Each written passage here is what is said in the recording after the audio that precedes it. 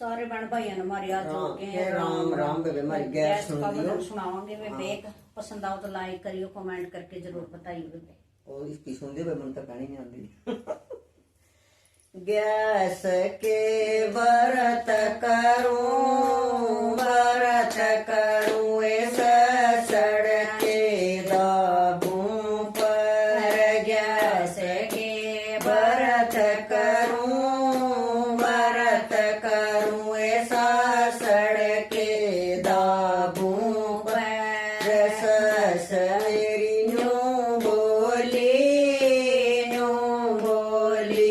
तेरा सुसर